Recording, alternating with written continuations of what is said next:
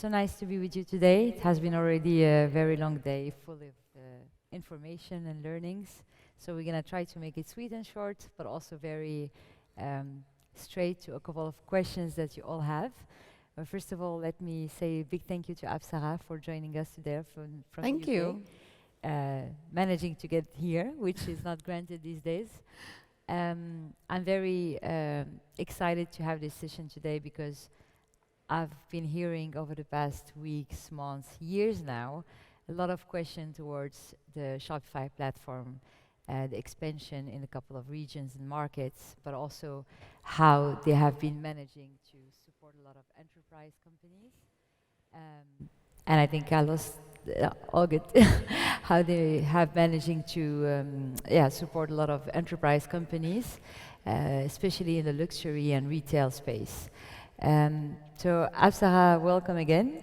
Thank you. If you like to introduce yourself, and then we are super eager to understand how Shopify has been growing the past years in EMEA, especially. Sure, happy to do that. So I've been in Shopify for about 2.5 years now, and I've recently moved to the EMEA team. I was previously in the Asia Pacific team, leading the India partnerships there, and currently leading alliances for EMEA, and Adyen is, of course, one of our key alliances. So very happy to be here. Just, to your question of what is Shopify doing in EMEA, right now, EMEA, the way we look at it, is not just important for the future of Shopify, but future of commerce, actually. We're present in about, we power businesses around 175 countries globally. And EMEA is about 18% of the total revenue, 1/8. So which is about 1.7 billion. So that's a big number to have, and we have a big growth path in EMEA. We're about 6% of all the top 5 markets in Europe. And Middle East, in particular, is of interest. As you can see, we are here now. I'm joined by my colleague, Crystal. And we are here to explore and discover the region together. We have a few good brands in Middle East already who are with us, like Ali Saab, we have Tahab. We also have Godiva, which is on Shopify. So we have quite a few good brands that are somewhat, luxury, you can say, on Shopify already, and we're keen to sort of grow and build this further. And we're really looking at building ourselves out in the enterprise space. So if you look at our enterprise level play, we are with quite a few big brands in enterprise like Gymshark or Glossier in Europe, and also looking to build out both the B2B and the B2C sort of offering in Europe, and eventually here in the Middle East as well. So with all these nice names in EMEA, you're only doing 18%, if I understood correctly. That means there is a great potential still. That also means that you are operating a lot in North America, I assume, in Canada, Yes. where Shopify is actually born. If you think about the brands you've mentioned, but also the way you look at the I would say the future in this region, especially in the luxury and the retail.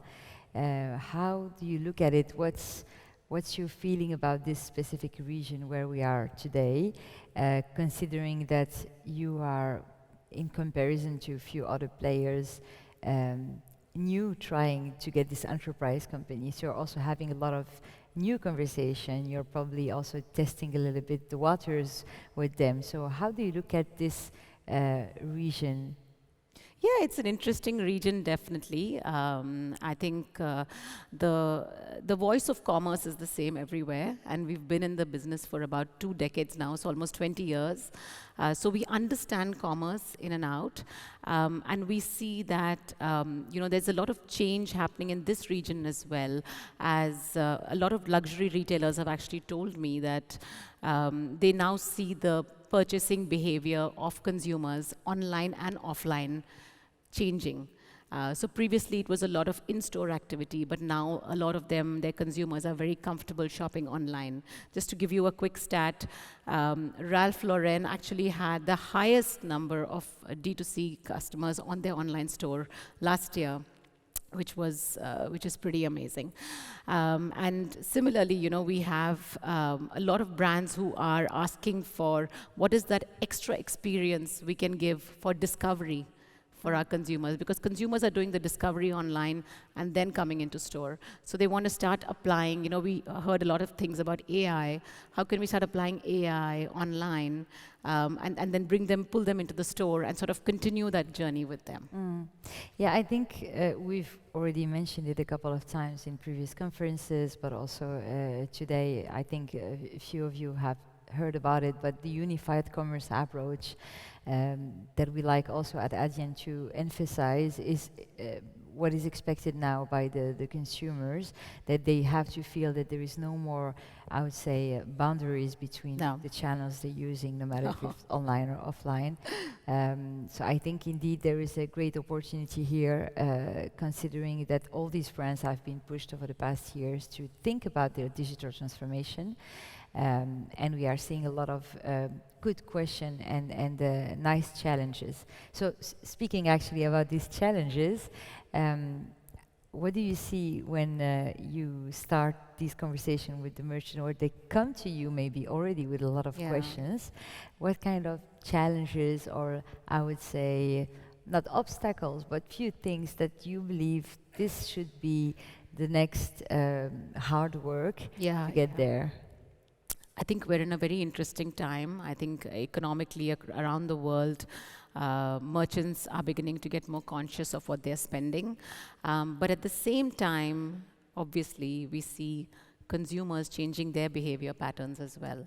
So there's no such thing as loyalty right now. So what merchants are really trying is to sort of build loyalty with consumers again in a new revived way online, and match it to the offline experience. So consumers now expect free returns. They expect digital payment gateways.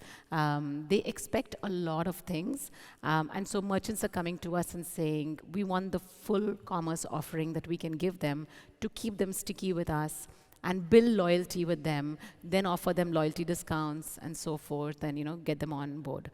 So that's one trend. The second trend we're seeing is multiple surfaces. So, you could start off in the morning when you're driving to work or being driven to work, you'll start off your journey on the phone, start looking at something, move to your laptop, move to the iPad. So you're going across different surfaces in the day. And so merchants are saying, how can I keep the experience the same across different surfaces? And specifically for retailers, it's very important because the brand look and feel should remain the same across different surfaces. So that is the other part of it. And the third part is, of course, the augmented reality part of it, right? We want to build a personalized experience. Consumers now expect, they're saying, you need to know me. You need to know what my choices are. If I saw a bag 5 days ago, you need to show me similar products, because my choice and my liking towards or affinity to the brand is on that. So, we want to make sure that using AI, we're offering that customized, personalized experience to brands. And I think Shopify has done quite a bit in AI in this space. And we've had Shopify Magic, which really is sort of like an assistant, right? It's a full suite of our offering there. We also got semantic search, which, when a consumer starts typing in, looking for something, the results are far richer. So they're getting very authentic, rich results on their search when they're on the merchant's website. So these are some of the patterns that we're seeing. And actually, I was reading a report the other day where luxury retailers, 75% of luxury retailer decision makers actually feel that AI or generative AI should be part of the roadmap for the future for them, or immediate future, I would say, in the next 12 to 18 months. AI is coming a lot. You can see that. So this is for you the main or one of the main reason why retailers, luxury brands, or I would say any merchant could be interested going into this digital transformation while using Shopify, or how do you, how would you say about the not say main USPs, but the things that make Shopify the right platform at the moment? Because to be honest, I deal with a lot of platforms, and I've been working with different partners. It's not always easy to understand the main differences. Yeah. But in our case, what we are seeing is that in this region, there's a lot of requests about Shopify. And every Yes. time I'm in a conversation with a merchant, there is a question about what's the plan for Shopify in the region? How do you work? How do you work with them? So I'm very curious to understand this excitement around it. How would you qualify it? And Yeah, absolutely. So Shopify actually started off for small merchants when we started off 2 decades ago. And so we often say that, we've been with brands from hello to IPO, right from the time they say hello world to the point that they go into IPO. So we've really built up and understood what it takes to scale a business from the ground up. And so this year and part of last year as well, we've really said we're ready for enterprise, because with our offering, with our platform, we're able to address the total cost of ownership, right? It's a simple platform, total cost of ownership is low, it's scalable, and there's innovation. So Shopify is always ahead of the game when it comes to innovation. Just to give you an idea, since COVID, we've actually had 800 product innovations. That just shows that we are keeping in step with the way the consumers are thinking, the way they're behaving, what integrations we need. And we've seen that, we are ready now for enterprise, and enterprise is ready for us. As I said, we have Gymshark on board, we have Glossier, we have a whole bunch, even B2B, we have Carrier, etc. So scalability, okay, that's another one where they, enterprises want to know how quickly can they scale with us, how quickly can they scale with the platform. Yesterday, I met with a partner, and they were asking me, if we have to re-platform into Shopify, how much time is it going to take? And honestly, not more than 90 days. So gone are the days of, patch updates, and let's wait for this patch update to come in and, deploy so many developers for that. Those days are gone now. It's more about a seamless experience, absolutely no downtime. And the most important thing is, every merchant today wants their checkout to be on point. So Shopify is checkout, and checkout is Shopify, because our checkout is actually the best converting checkout. It's really a good place to be in, because that's what enterprises want. They want speed, they want agility, they want innovation, and they want scalability. absolutely. Now, mentioning seamless, I think indeed we all use this word all the time. Yes. But it's not so granted that someone can shop online, offline, using different channels without any friction. So that's also something we are really pushing for, and willing that people, especially in the last step, which is payments, can go through the whole process and make it Yes. successful. So that's also something we are seeing as an opportunity, being close together on this to serve the best way, I would say, the merchant requirements. And so you came here yesterday, yesterday. You're spending a few days in this region specifically for this event and for being with us. What is your feeling about what you have heard, seen, about the Very positive. audience, about the I would say level of interest? How would you qualify this? Yeah, very high, very high. I think every single merchant that I've met, every single partner I've met has been very interested in Shopify.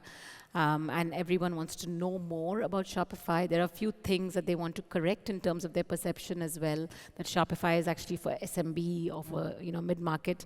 But I think now there's a lot of curiosity to know more. And I'm really happy to be here and to meet so many retailers, to meet so many partners as well. And even like with Adyen, you've been in this market. And Adyen and Shopify have worked together for quite a while now. And as we go more enterprise, and you have experience in enterprise, we're looking for this partnership for our journey as well, to sort of grow in this market. Mm. Yeah, we actually we were discussing this earlier with you and your colleagues these days, but we came in this region a few years ago already, and then we opened an office, and we have now a team, and we are still learning, obviously, but we have also seen quite some things that now help us to make the right decisions. And what we are seeing is that there is a lot of merchants, retailers, and but also in different industries, really taking very seriously the digital transformation they have. And it's not a nice to have anymore, it's really something they are planning properly with the right resource, right people. I think regardless any COVID episode or other things, I think this is also the result of the generation looking for the best seamless, frictionless experience. Although we still also see that there is some education, enablement to be done, because people have been using different tools, have been used to different way of shopping. And if you think just about refund, if you think it's just about you see something online that doesn't exist offline and vice versa, I think we have been used to that, but not everyone. So I find this region very exciting because it's really the perfect timing, not too mature in terms of everything we can still put in place, but also really on time, willing to get these things done, not behind or not uninterested. And I think that's that's our main takeaways after a couple of years, and that's also why we are very happy that we are partnering and we can work together also in this region. Absolutely, absolutely. And I think, there's a lot to be learned from what we've already learned in Europe, from the core markets that we've had so far, which is, in UK, Germany, etc. A lot of those learnings can be applied here. I heard a speaker mention earlier that, there's a little while to go for the market to catch up, but I think it'll happen very quickly. When they make the right platform choices and make sure that AI is part of that journey as well for the consumer, it should be a very quick process to kind of scale up. Thank you very much, APSARA. Welcome. We are really on time. We are probably the only ones today. So at least for that, we deserve a big clap. Thank you.